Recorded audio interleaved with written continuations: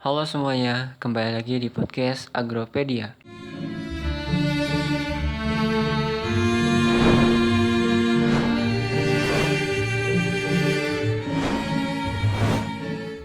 Kali ini Agropedia akan membahas permakultur. Sebelumnya ada yang sudah pernah dengar? Tentu saja barusan ya. Oke, kalau belum tahu dan baru dengar, disimak baik-baik ya.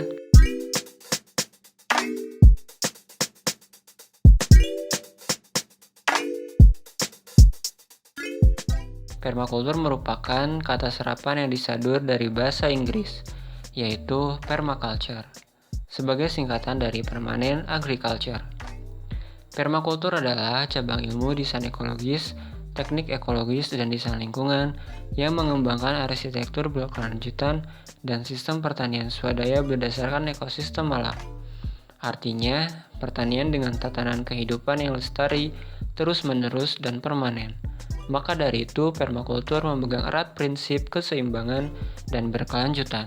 Permakultur memiliki konsep yang serupa dengan konsep pertanian terpadu dan pertanian organik. Namun, permakultur memberi penekanan pada desain, perencanaan pertanian, dan integrasinya dengan implementasi berupa praktek pertanian.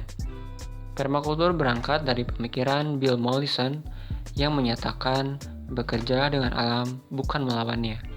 Manusia berperan sebagai desainer untuk kehidupannya sendiri dan memiliki tanggung jawab terhadap masa depannya dan bumi. Prinsip utamanya adalah bertanggung jawab akan eksistensi manusia dan keturunannya, termasuk menjaga keberlangsungan puspa, satwa, dan makhluk hidup lainnya. Inti dari permakultur ada 3. Yang pertama, peduli bumi.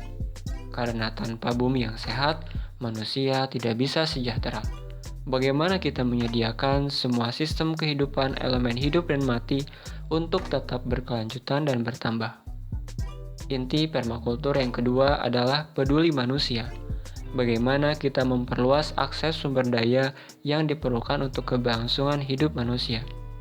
Dan inti dari permakultur yang ketiga adalah mengembalikan surplus input dan hasil pertanian ke sistem, termasuk mengembalikan limbah pertanian dengan didaur ulang.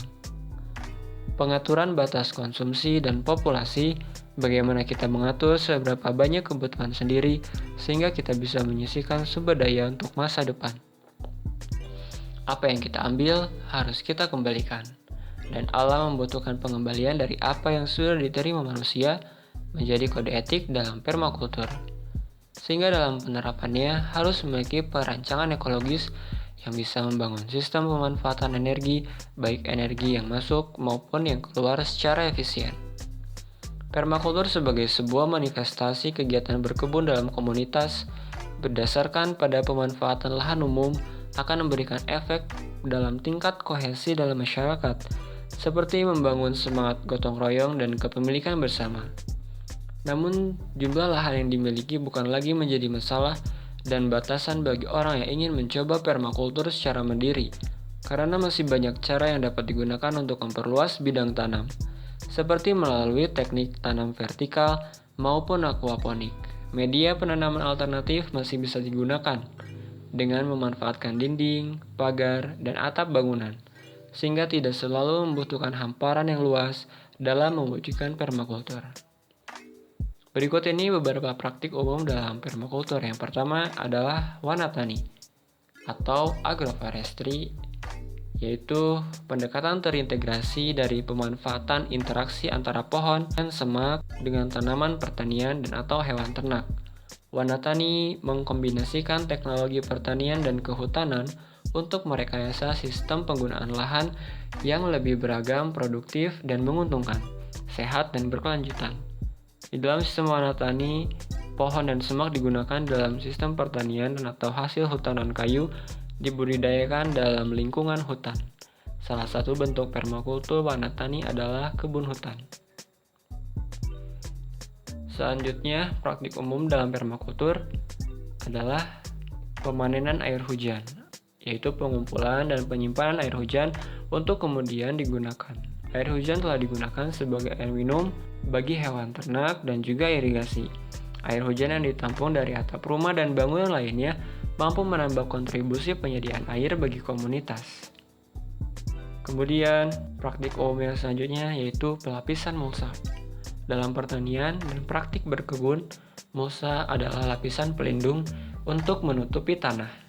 Setiap benda yang bisa digunakan sebagai mulsa meliputi bebatuan, kerikil, dedaunan, papan kayu, serpihan kayu, dan sebagainya.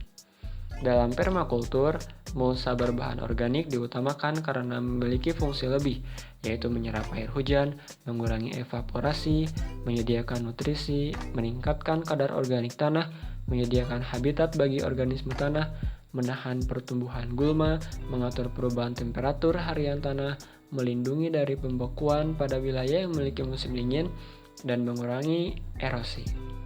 Dan yang terakhir, praktik umum dalam permakultur yaitu penggembalaan rotasi. Penggembalaan hewan dianggap menyebabkan kerusakan lingkungan, namun kini diketahui bahwa penggembalaan sesungguhnya merupakan model yang ditiru langsung dari alam, sehingga minim kerusakan lingkungan. Penggembalaan rotasi adalah sistem penggembalaan hewan di mana hewan ternak digembalakan secara regular dan sistematis berpindah dari satu lokasi ke lokasi lainnya sambil memberikan kesempatan bagi rerumputan untuk tumbuh kembali.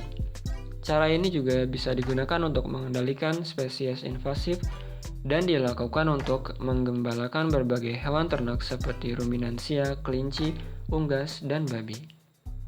Sekian pembahasan kali ini mengenai permakultur. Sampai jumpa di Agropedia selanjutnya.